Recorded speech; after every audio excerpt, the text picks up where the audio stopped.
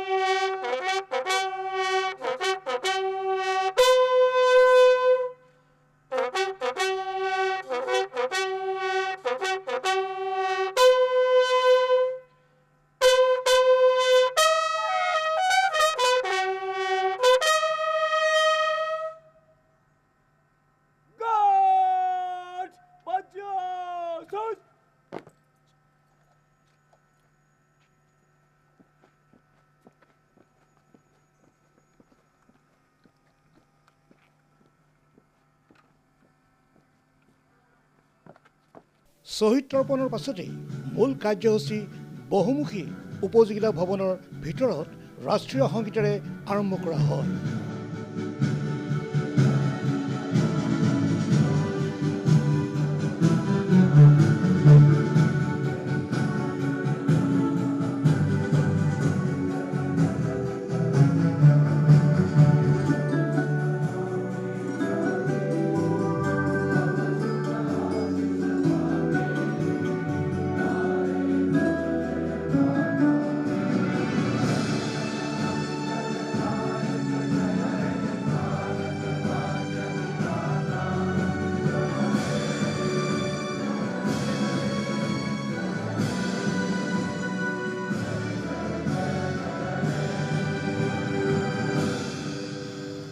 ইয়াৰ পাছতেই অতিথিসকলক আদৰণি জনোৱাৰ লগতে তেখেতসকলৰ দ্বাৰা বন্তি প্ৰজ্বলন কৰা হয়।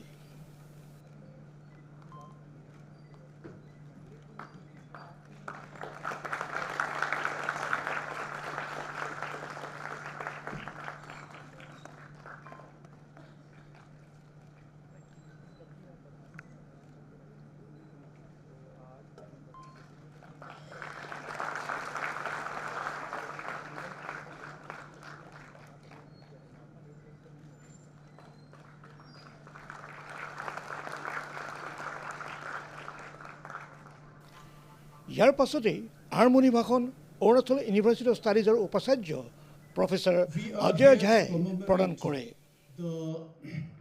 The victory, the Kargil Vijay Divas, which exactly 26 years ago, our incredible armed forces, they had won against all possible odds. It may be mentioned that Kargil war was considered an impossible victory by none other than some of the greatest war analysts from United States of America. And in fact, some even believe it has become a case study across the world with many countries, because many have now actually used the strategies which were used by our soldiers. The Kargil conflict was not just a battle fought on the rocky, snow-covered peaks of the Himalayas. It was a test of our nation's unity, resilience, and resolve against all odds. Harsh terrain, enemy fire, and freezing temperatures. Our Jawans reclaimed what was rightfully ours. Their unmatched bravery and selflessness continue to inspire generations of Indians.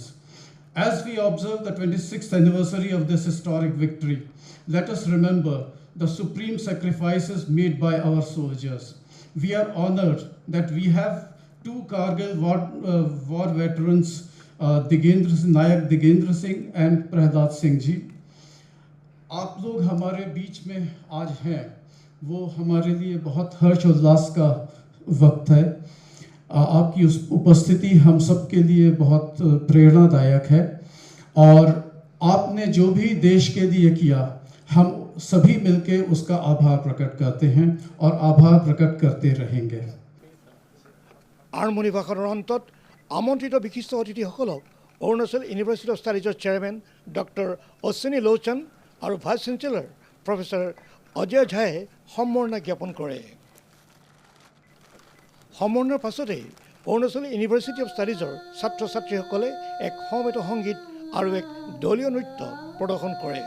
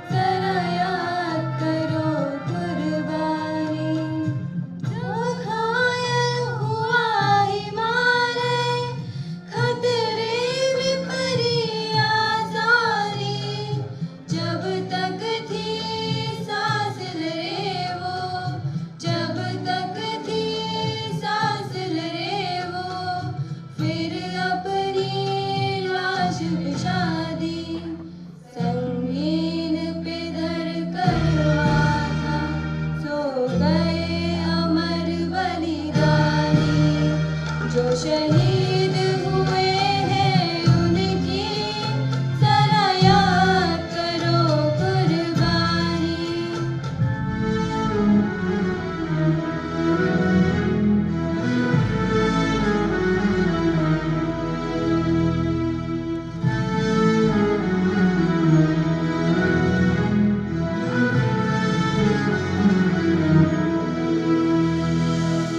तेरा हिमालय आकाश छूले, बहती रहे तेरी गंगा। ऊंचा हो इतना, इतना बुलंद हो, तारों को चूमे तिरंगा। माँ से है माटी, माँ से है माथा, माथे पे माटी सजा के चले। माए चलती रहे बेखौफ हवाएं, लहरा के झूमे तिरंगा। आजाद रहे आबाद रहे तू, तारों को चूमे तिरंगा। माँ से है माटी, माँ से है माथा, माथे पे माटी सजा के चले। माए चलती रहे बेखौफ हवाएं, लहरा के झूमे तिरंगा। आजाद रहे आबाद रहे तू, तारों को चूमे तिरंगा।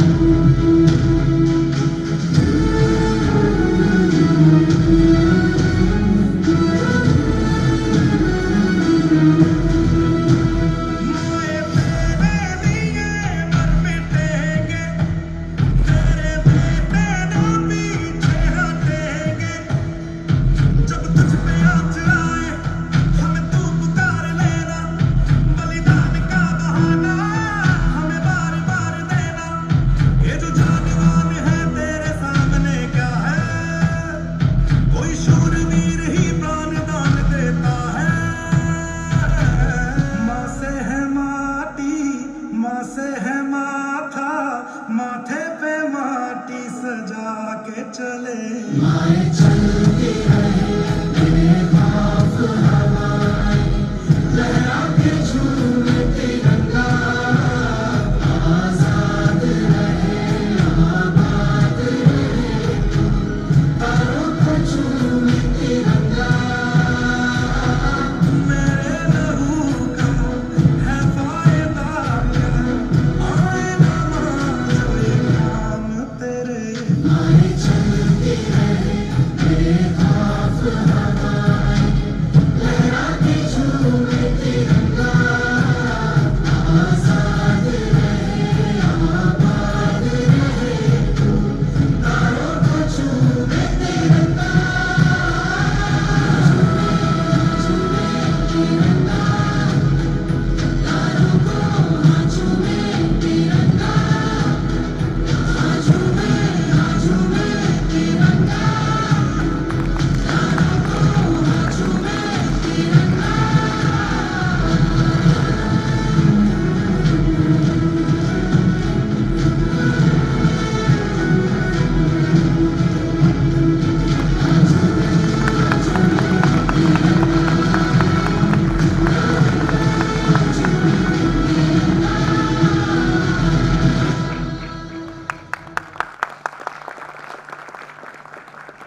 দলীয় নৃত্যৰ পাছতে অৰুণাচল ইউনিভাৰ্চিটি অফ ষ্টাডিজৰ চেয়াৰমেন ডক্টৰ অশ্বানী লোচনে ভাষণ প্ৰদান কৰে।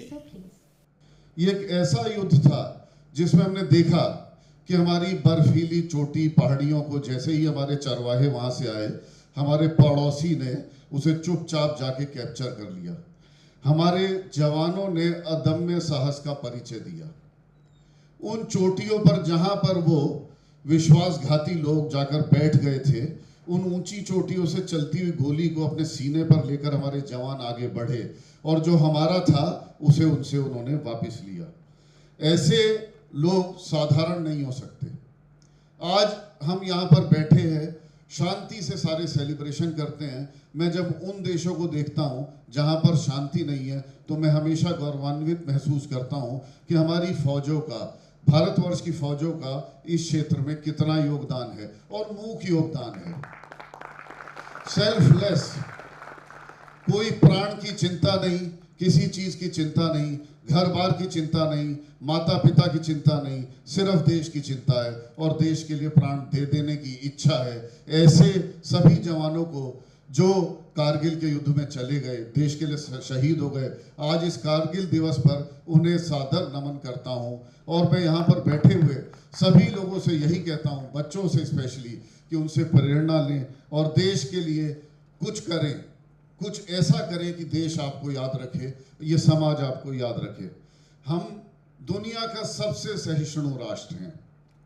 आज कोई नहीं कह सकता कि भारतवर्ष ने उसकी भूमि पर कब्जा करने के लिए उसके ऊपर हमला किया है, लेकिन हमारी फौजों ने हमेशा बार बार ये बताया है कि जब जब दुश्मन हमारी सहिष्णुता को हमारी दुर्बलता समझ के हमारी तरफ बढ़ता है तो हम उसके कैसे दांत खट्टे करते हैं। एक सैन्य संघर्ष मात्र नहीं था कारगिल, हमारे देश की अस्मिता पर प्रहार था और उस प्रहार का हमने ऐसा जवाब दिया है कि वो आज तक उसे भूले नहीं है। हमारे देश ने जो कुछ भी हुआ उसे सर उठा के स्वीकार किया। वो लोग तो इतने बुज़दिल रहे कि अपने सैनिकों को, जिन्हें मरणोपरांत उन्होंने लेने से भी मना कर दिया, आज बुला बुला के उनको वीर सम्मान दिया जा रहा है, लेकिन जब उनके हम लोगों ने डिग्निटी पूर्वक उनके शव उन्हें सौंपना चाहे, उस देश के लोगों ने उन्हें लिया नहीं। इन खामोश पहाड़ों में हर एक हवा के झोंके में बहादुरी की गूंज सुनाई देती है। यहां सांस लेना मुश्किल है, पर हौसला कभी कम नहीं होता। यहीं हमारे राष्ट्र की तकदीर तय हुई। मई 1999 पाकिस्तानी फौज और आतंकी भेष बदलकर भारत की सरजमीन में घुस आए। उनका मकसद था 30 से ज्यादा भारतीय चोटियों पर कब्जा करना, हमारी सप्लाई लाइन को काट देना और भारत के हौसले को तोड़ देना।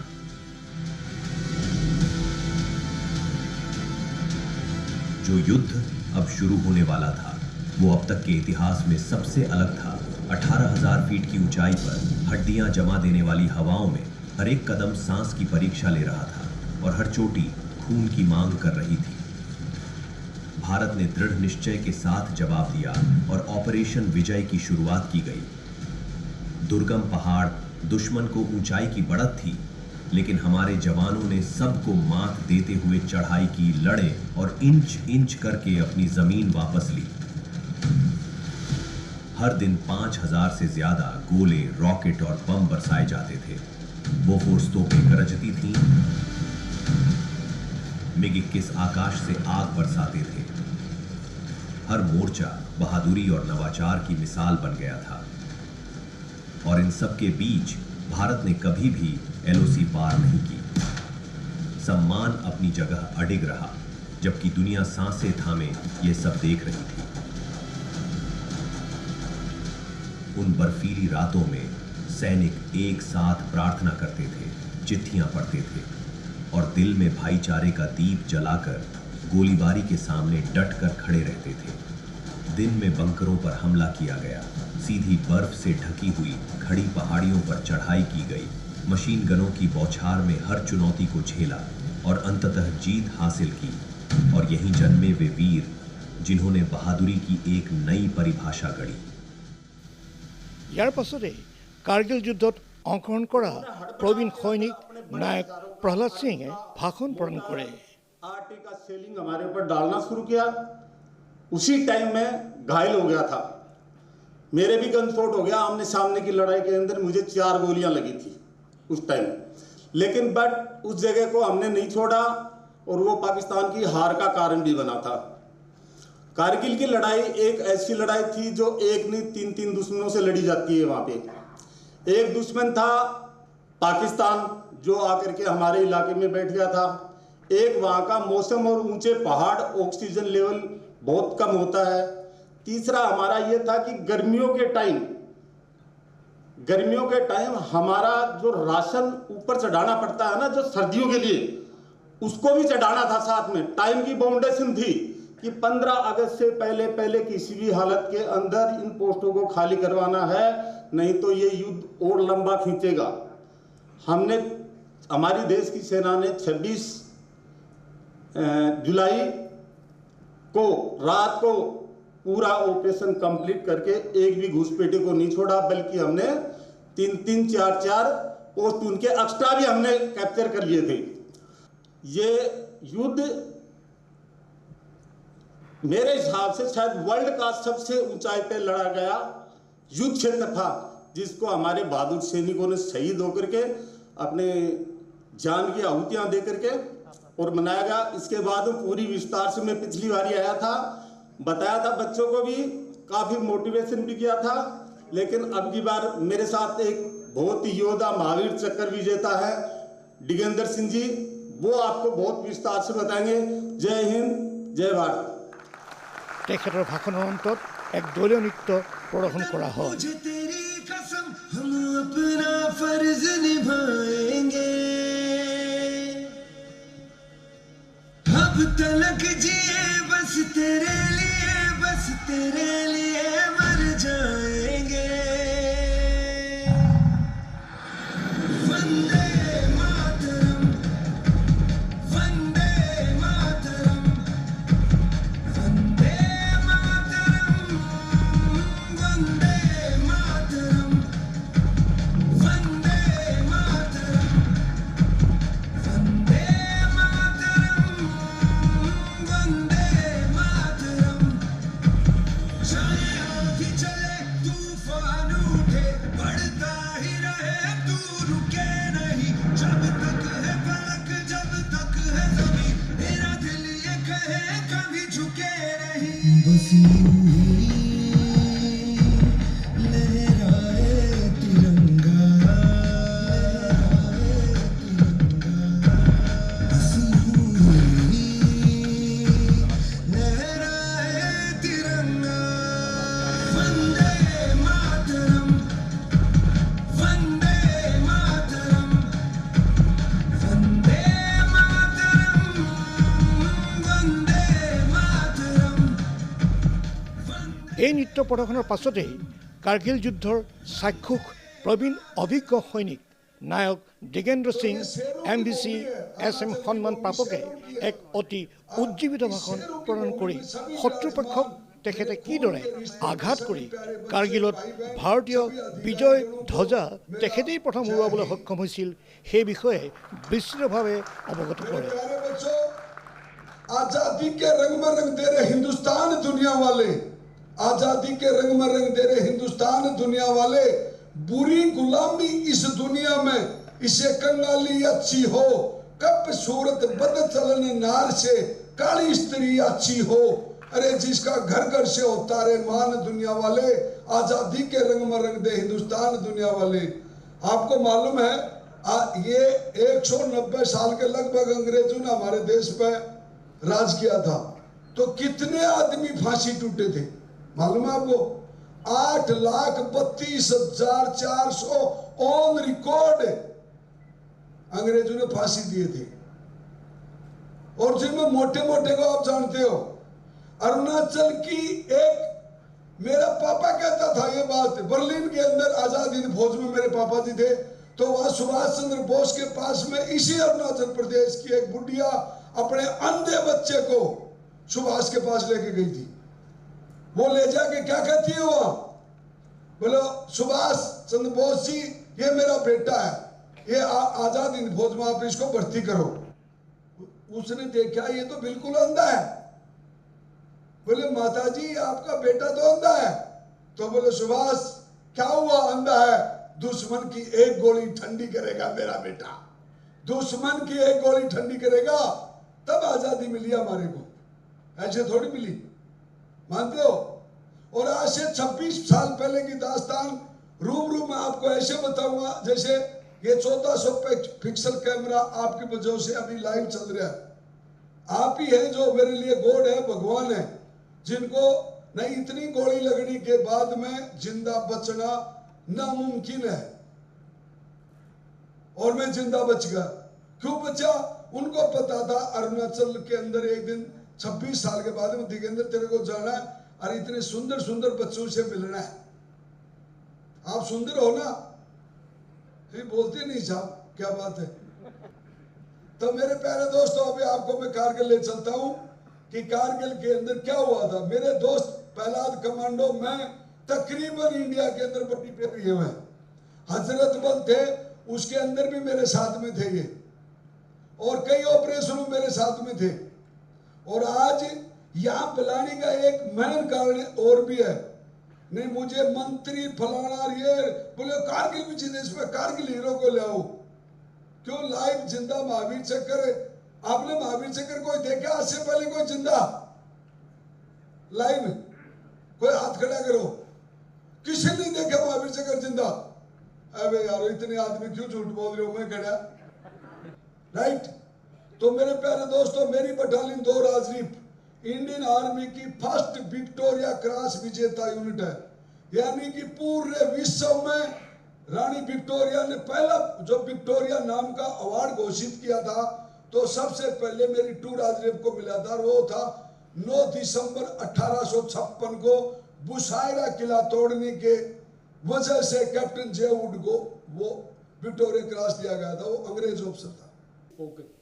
ইয়াৰ পাছত কমাণ্ডাৰ হেডকোৱাৰ্টাৰ 25 সেক্টৰ আছাম ৰাইফলছৰ ব্ৰিগেডিয়াৰ সৰবজিত সিঙে ভাষণ প্ৰদান কৰে।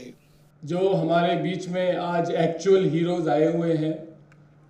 हम लोग जब से हमारी ट्रेनिंग शुरू होती है, when we go to NDA 17-18 साल से जब से हमने ट्रेनिंग स्टार्ट करी है और जब से हमने ये यूनिफॉर्म पहनी है, हमारा एक ही सपना और एक ही ड्रीम होता है कि हमें भगवान ऐसा मौका दे जो इन दोनों को मिला, और इन दोनों ने वो कर दिखाया जो we only dream of. It's an honor, it's an absolute honor to have Digendra ji and Digambar ji amongst us। आप लोग ने हमें इतना कुछ इस आर्मी को दिया है, इस ऑर्गेनाइजेशन को दिया है कि we will always remain grateful to you। हमें आप पर गर्व है, आज है और हमेशा रहेगा। आपके एग्जाम्पल्स जब हम लोगों ने पिछली बार दिगंबर जी को भी बुलाया था यहाँ पर, द होल एम होता है कि आप एक बार भी अगर आप बात करते हैं, सो हम यूनिफॉर्म सोल्जर जो बोलते हैं उसका जो इम्पैक्ट है वो कभी भी उतना नहीं हो सकता है जो एक एक्चुअल हीरो जब वो बात करता है उसका जो इम्पैक्ट पड़ता है। मैंने सियाचिन में सर्व किया हुआ है।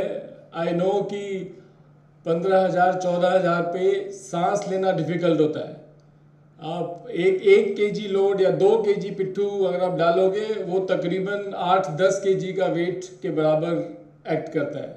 एंड उस हाइट्स पे जब आपके लंग्स में ऑक्सीजन नहीं जा रही है, आप क्लाइंब कर रहे हो, एंड आप पिट्ठू जहाँ 2 केजी नहीं उठता है वहाँ आप 15-20 केजी अपने लेकर जा रहे हो, just for one thing, just for one aim कि मेरे देश का नाम नीचा नहीं होना चाहिए, मेरी पलटन का नाम नीचा नहीं होना चाहिए। And that is what guides us, and that is what is the ethos of soldiers. I will not speak much, everything has already been spoken, everyone has already ushered very good words। All I'll say is that हम लोग movies और YouTube और TV channels में heroes को ढूंढते हैं, हम कोशिश करते हैं, हम उनको एमुलेट करने की कोशिश करते हैं, हम उनकी तरह बनने का कोशिश करते हैं। आई विल ओनली से, मैं इतनी गुजारिश करता हूँ कि हमें ऐसे हीरोज़ को भी देखना चाहिए, और एटलीस्ट अगर हम एटलीस्ट 50% भी इनकी तरह सोच सकें कि ये देश कितना मायने रखता है हमारे लिए, तो हम as a nation, as a India, हम लोग एक सुपर पावर जो हमारा विजन है 2047, हम उससे पहले ही एक बहुत बड़ा developed and super power nation बन सकते हैं। Thank you so much. তেখেতৰ ভাষণৰ পাছতেই অনুষ্ঠানৰ সন্মানীয় অতিথি অৰুণাচল প্ৰদেশৰ উপ মুখ্যমন্ত্ৰী ডক্টৰ চাউনা মেনে ভাষণ প্ৰদান কৰে। ये एक पहला ओकेजन है मेरे लिए भी, हमारा अरुणाचल वासियों के लिए भी, कि ये जो विजय दिवस है, जो कारगिल वार को हम विजय दिवस बोल के भी मानते हैं, हर साल हम मानते हैं। अरुणाचल प्रदेश में अलग अलग जगह पे, अलग अलग इलाका पे, अलग अलग डिस्ट्रिक्ट पे, हर डिस्ट्रिक्ट में कारगिल दिवस मनाते हैं, विजय दिवस मनाते हैं। लेकिन हमारे गवर्नर जी ने हमेशा, गवर्नर जी ने वहाँ सिर्फ गवर्नर हाउस में ही हम मनाते थे। ये पहला गवर्नर है केटी पटनायक जी, उन्होंने नामसाई में मनाने के लिए राजी हुए हैं, सहमत दिया है। मैं आपको बहुत बहुत धन्यवाद देना चाहूँगा, क्योंकि आप ईटानगर में भी मना नहीं सकते थे, लेकिन असम राइफल का इन्विटेशन से और अरुणाचल यूनिवर्सिटी का निवेदन से आप यहाँ आने के लिए राजी हुआ, तो आपके लिए मैं आपको बहुत बहुत धन्यवाद देना चाहूँगा। और हमारे लिए भी एक अलग सा एक एक्सपीरियंस हुआ। आज का दिन थोड़ा भावुक भी था, सबके लिए भावुक था। कारगिल दिवस में जिन्होंने जीवन आहुति दिया, उसको भी याद करते हैं हम। और जिन लोगों ने कारगिल वार जाके जो लड़ाई करके जीवित रूप में साक्षात हमारा साथ है अभी, उनका साथ भी हमारा साक्षात हुआ। तो इसीलिए हमारे लिए एक बहुत बड़ा एक मौका है, बड़ा दिवस है, बड़ा एक क्षण है ये आज का दिन। भावुक भी है। मैं गवर्नर जी को देख रहा था, वो भी थोड़ा भावुक थे, हम सब भावुक थे। तो अरुणाचल के बारे में कहूँ, असम राइफल के बारे में कहूँ, मैं जब छोटे थे तो असम राइफल, अरुणाचल में सिर्फ असम राइफल थे। तो असम राइफल जो चेक पोस्ट में थे, हमारे जितने भी अरुणाचल प्रदेश में चेक पोस्ट थे, असम राइफल मैन करते थे। तो हम जब बच्चे थे तो स्कूल से छुट्टी होते, जो गमन पढ़ते थे, तो वहाँ से छुट्टी होके आते थे तो असम राइफल का चेक पोस्ट में जाते थे हम। तो चेक पोस्ट में जवान लोग हमको बुलाते थे, खाना खिलाते थे, मिठाई देते थे और बातें करते थे, कहानियाँ बोलते थे। अगर कोई राजस्थान से है तो राजस्थान का कहानी बोलते, कोई गोरखा है तो गोरखा कहानी बोलते हैं, कोई यूपी के है तो कोई असम के है, कोई कछारी है तो कछारी का कहानी बोलते थे, कोई बोडो है तो बोडो के कहानी। तो असम राइफल सिर्फ एक फौज नहीं है, फौज कंपनी नहीं है, it's not only A paramilitary force के लिए। और आपने देखा है, आंखों देखा हाल यहाँ में देखा है। एक साल पहले आप यहाँ का जो फाउंडेशन स्टोर लेके आ रहा, आज उसका उद्घाटन होगा, मैं भी वहाँ शामिल होगा। कितना गौरव का बात है। ये जो एजुकेशन इंस्टीट्यूट है, ये जो हम्बल बिगिनिंग से अभी बहुत अच्छा काम कर रहा है, हम भी गौरव है। ये और नामसाई एक एस्पायरेशनल डिस्ट्रिक्ट है, एस्पायरेशन डिस्ट्रिक्ट है। 120 एस्पायरेशन डिस्ट्रिक्ट में से हम 97 में थे, हम अभी 11 पोजीशन में आ गया। अभी हम सिंगल डिजिट में आने के लिए कोशिश है। From aspiration districts, we are trying our best to make our district as inspiration districts. From aspiration to inspiration district. तो मैं आप सभी को बहुत बहुत धन्यवाद देना चाहूँगा। बहुत बहुत धन्यवाद। जय हिंद, जय अरुणाचल, जय भारत।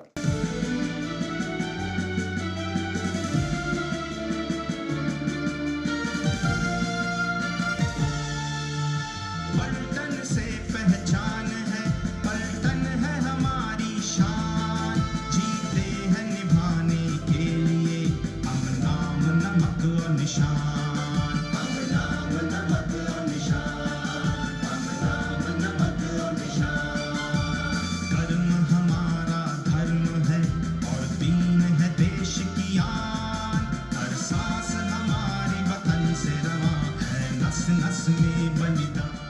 ইয়াৰ পাছতেই অনুষ্ঠানৰ মুখ্য অতিথি অৰুণাচল প্ৰদেশৰ মাননীয় ৰাজ্যপাল অৱসৰপ্ৰাপ্ত লেফটেনেণ্ট জেনেৰেল KT পাৰ্নায়কে ভাষণ প্ৰদান কৰে।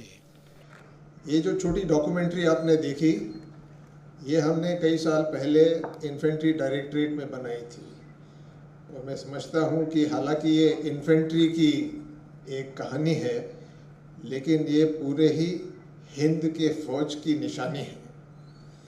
तो हिंद फौज के वीर हम काल के भी काल हैं, कूदते हैं युद्ध में तो हम करते भूमि लाल हैं। जहाँ जहाँ गए हम छाप वहीं छोड़ दी, मिसाल वीरता की हिंद की फौज ने तोड़ दी। रखते सिर हथेली पर चलते सिंह चाल हैं, आंधी है तूफान है प्रचंड हम भूचाल हैं। हिंद की फौज हम काल के भी काल हैं। विजय दिवस भारत के लिए एक बहुत ही महत्वपूर्ण दिवस है, जो भारत की अखंडता और अस्तित्व को जाहिर करता है। भारत एक अपने तरह का एक ही देश है जिसने आज़ादी के बाद सतत कोई न कोई लड़ाई लड़ी है। हमने 48 में लड़ाई लड़ी, 65 में लड़ी पाकिस्तान के साथ, 71 में हमने बांग्लादेश को आज़ाद किया। विश्व में कोई भी मुल्क ऐसा नहीं है जिसने दूसरे मुल्क को जन्म दिया है भारत को छोड़ के। आमतौर पे जो मुल्क लड़ाई करके वहाँ का इलाका हासिल करते हैं, वो इस इलाके को अपने में सम्मिलित कर लेते हैं। भारत ने ऐसे नहीं किया। ईस्ट पाकिस्तान को आज़ाद किया और बांग्लादेश का निर्माण हुआ। अपने में यही एक बहुत बड़ी बात है और ये हमारी संस्कृति, हमारी विरासत को जाहिर करती है, जो हमारे हजारों साल पहले हमारे ऋषि मुनियों ने, विद्वानों ने ये विरासत हमें दी। और उसका नतीजा है कि निरंतर हम लड़ाइयों से और आतंकवाद से जूझते आ रहे हैं, निरंतर। लेकिन उसका परिणाम ये है कि आज विश्व के 32 मुल्क, 32 नेशंस हमारे साथ जॉइंट ट्रेनिंग कर रहे हैं, हमसे सीखना चाह रहे हैं। क्योंकि जो लड़ाइयाँ और जिन परिस्थितियों में और जिस वातावरण में भारत की फौजों ने लड़ाइयाँ लड़ी हैं, चाहे वो रेगिस्तान हो, जंगल का इलाका हो, चाहे समतल भूमि हो, पहाड़ी हो, या हाई एल्टीट्यूड हो और ग्लेशियर हो, सब जगह पे हमारी फौजों ने लड़ाइयाँ लड़ी है और कामयाब हुए हैं। तो ये सबसे बड़ी उपलब्धि है भारत के सैन्य फौज की।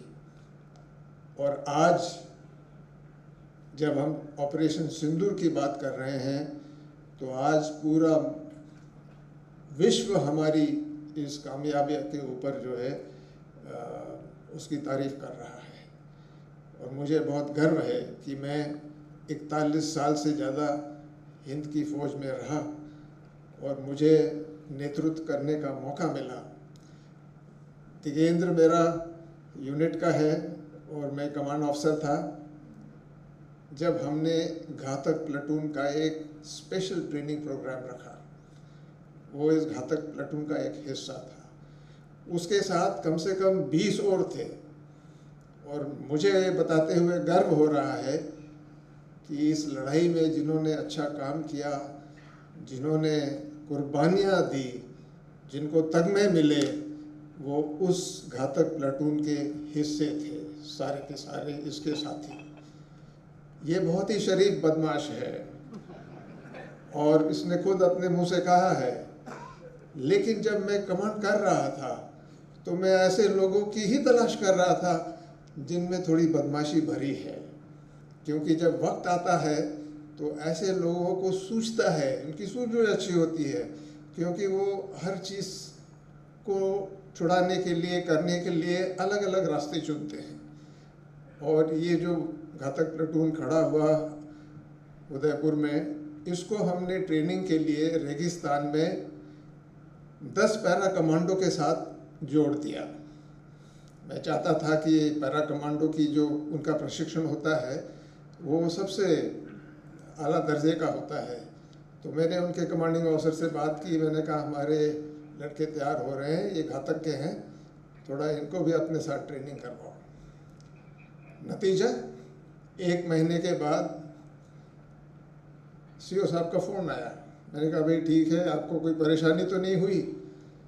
उन्होंने बोला भाई आपने बताया नहीं कि ये ट्रेंड आदमी है, इन्होंने तो हमारे लोगों को पीछे छोड़ दिया।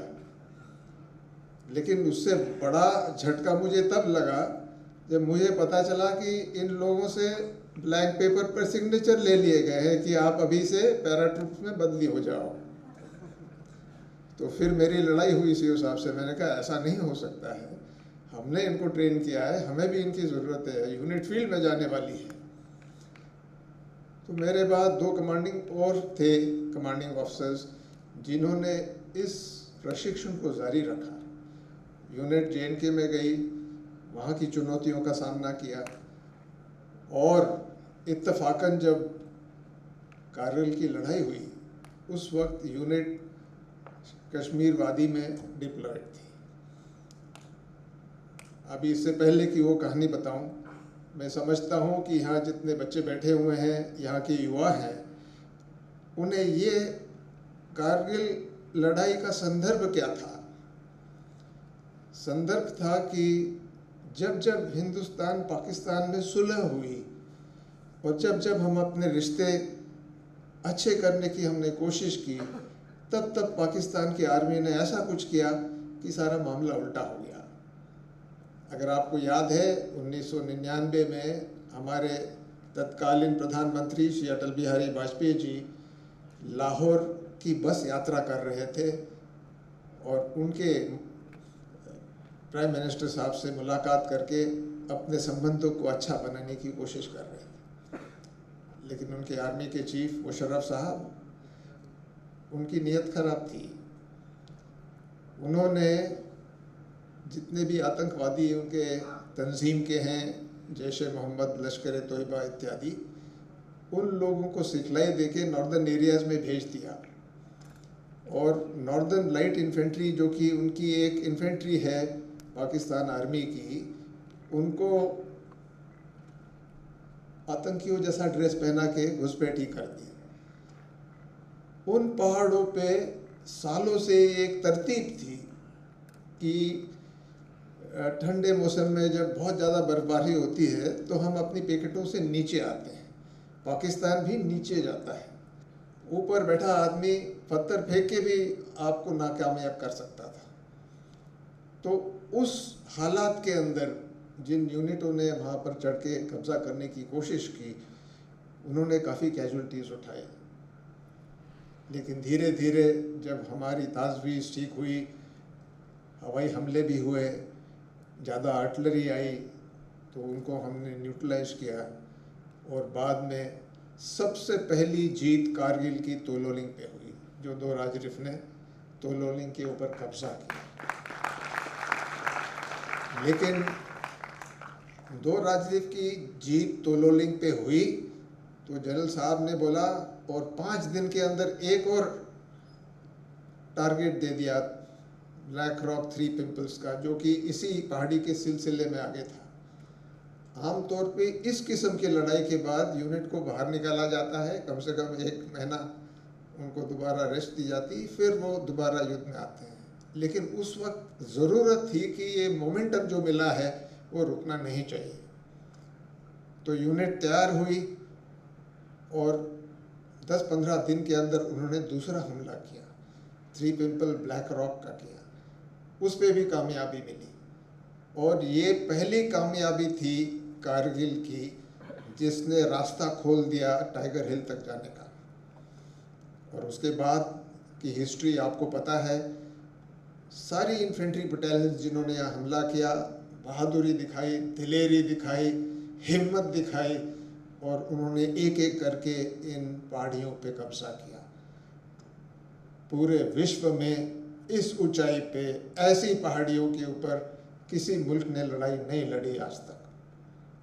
हम पहले और द्वितीय महायुद्ध की स्टोरियाँ सुनते हैं, वहाँ पर एक पोर्क चॉप हिल की एक लड़ाई है जो कि यूरोप में की गई। वो हिल क्या था, करीब कुछ मीटर ऊंचा था, एक टीला था, उसके ऊपर काफ़ी गुणगान होता है। उसकी और कारगिल की तुलना हो ही नहीं सकती। लेकिन कारगिल की लड़ाई के बाद पूरे विश्व में ये बात फैल गई कि हिंदुस्तानी फौज जो है सबसे तैयार, सबसे एक्सपीरियंस्ड फौज है, क्योंकि ऐसी दुर्गम पहाड़ियों के ऊपर, ऐसे वातावरण में जहाँ सांस लेना मुश्किल है, उसके ऊपर हमला करना और पाकिस्तान को वहाँ से निकाल फेंकना, ये एक बहुत बड़ी बात थी, एक बहुत बड़ा विजय था ये भारत का, जिसने ये दिखा दिया कि भारत हमेशा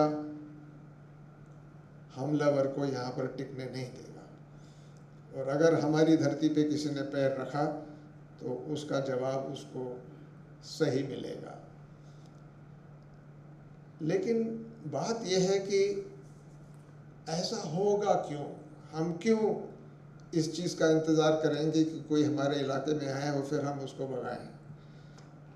तो कारगिल के बाद जो कारगिल रिव्यू कमेटी हुई, उन्होंने बहुत सारे सुझाव दिए, और उस सुझाव के चलते हिंदुस्तानी फ़ौजों में, तीनों आर्मी, एयरफोर्स खास करके, काफ़ी सारे बदलाव हुए, और वो बदलाव ज़रूरी थे क्योंकि आने वाले वक्त में हमें और भी मुश्किलों का सामना करना पड़ता। मुझे यहाँ बुलाया, मान सम्मान दिया, मुझे बहुत खुशी हुई, और मैं चाहता हूँ कि हर साल हर मौके पे हम इस तरह से एकत्रित होकर एक दूसरे का प्रोत्साहन बढ़ाते रहें और अपनी जो मनोकामना है उसे पूरी करें, अपने आप को सक्षम बनाएं, सशक्त बनाएं, और जो एक दृढ़ निश्चय की कल्पना है उसकी ओर ध्यान दें। बहुत बहुत धन्यवाद। जय अरुणाचल, जय हिंद। ইয়াৰ পাছতে কাৰ্গিল যুদ্ধৰ দুগৰাকী প্ৰবীণ যোদ্ধা নায়ক প্ৰহ্লাদ সিং আৰু নায়ক দিগেন্দ্ৰ সিঙক মাননীয় ৰাজ্যপালে সম্বৰ্ধনা জ্ঞাপন কৰে। ইয়াৰ পাছতে আন অতিথিসকলকো সম্বৰ্ধনা জনোৱা হয়।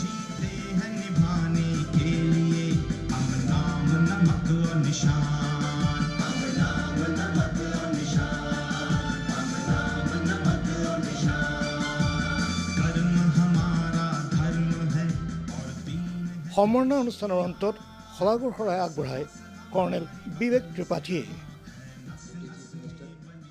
Our valiant Kargil war heroes, Nayak Prahlad Singh and Nayak Digendra Singh Mahavir Chakra Sena Medal, Commander 25 Sector, Commander 181 Mountain Brigade, the lady, the Chairman, the Legislative Assembly MLA, Shri Namju, distinguished guests, friends, Arunachal Studies staff, and Bahadur Jawan, Jai Hind.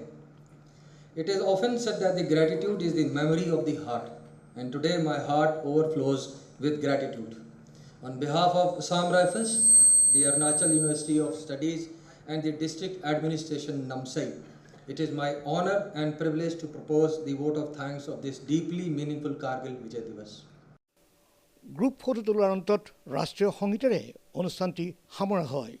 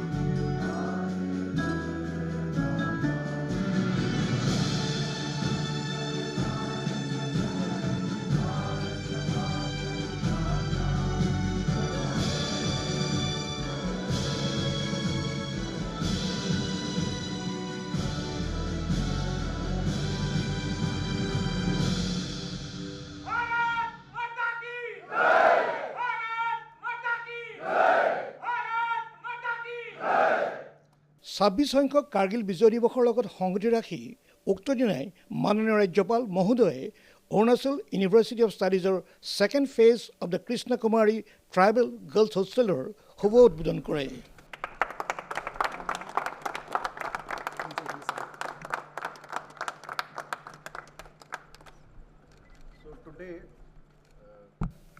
ইয়াৰ পাছতে তেখেতে বিশ্ববিদ্যালয়খনিৰ নিৰ্বাচিত কিছু ছাত্ৰ ছাত্ৰীক laptop প্ৰদান কৰে।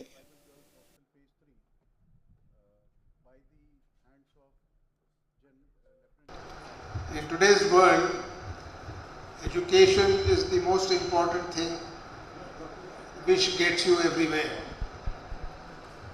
There is an old saying, Swadeshe Poochte Raja, Vidwan Sarvatra Poochte. So those who are educated, they are respected everywhere and anywhere. So it is your turn now to be a part of this system. And by educating yourself, you will bring good name to this institution, you will bring a good name to your parents, and of course to your state. So, as a part of this award ceremony, I want to congratulate all the students who have excelled in education and they have been presented with the laptops. Compliment the professors of the university who are indulging in teaching and grooming these children, because it's important to groom the children in those three issues that I have been speaking very widely. You have to be educated, disciplined and motivated to become a good leader.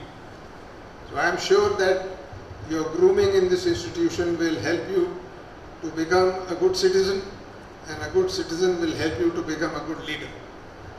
So my best wishes are with all these students, and my compliments once again to the management of Arunachal Pradesh University and the entire lot of professors and the chancellors who have organized this whole thing, and they are preparing you for higher studies in the best possible way. Thank you very much. Jai Arunachal. Jai Hind.